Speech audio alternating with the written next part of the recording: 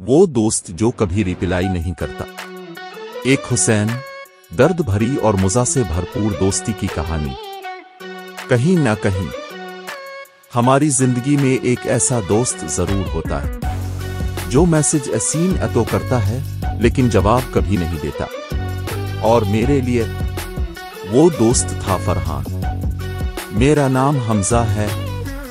एक सादा सा लड़का, ना किसी का दिल दिखाता हूं, ना किसी का लास्ट सीन चेक करता हूं, लेकिन एक दोस्त ने मुझे सीन जोन का बादशाह बना दिया।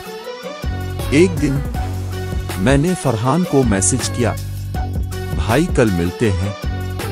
एकदम प्यार भरा सीधा सा पैगाम।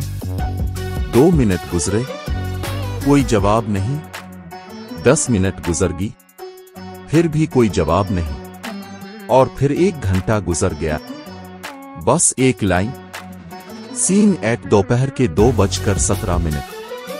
मैंने सोचा शायद मसरूफ होगा, शायद कोई मसला होगा, शायद फोन कहीं गुम हो गया हो। लेकिन अगले ही लम्हे इसकी इंस्टाग्राम स्टोरी देखी। वो मेहंदी में नाच रहा था, फुल एनर्जी में। मेरे दिमाग में उसके पुराने बहाने गूंजने लगे। यार फोन साइलेंट पे था, सिग्नल नहीं आ रहे थे, देखा तो था, रिप्लाई करना भूल गया।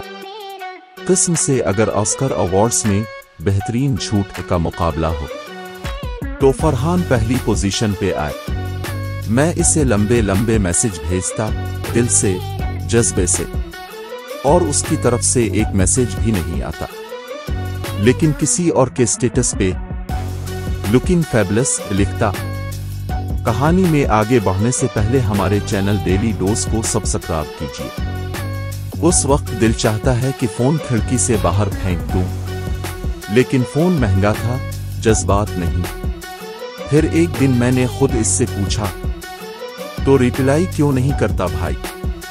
फरहान बोला, यार मैं टेक्स्ट वाला बंदा नहीं हूं, मैं कॉल पर बात करना पसंद करता हूं। अगले दिन कॉल की, फोन बोला, ये नंबर डीएनडी मोड पर है, ये कोई मिजाहिया फिल्म है क्या?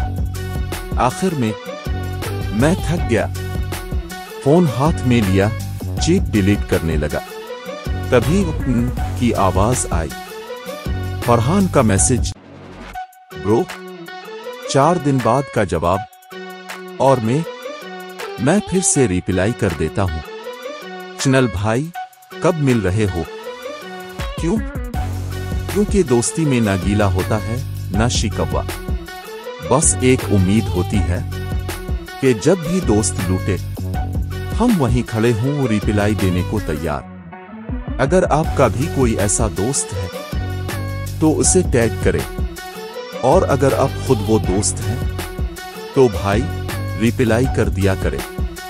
दोस्त जिंदाबाद।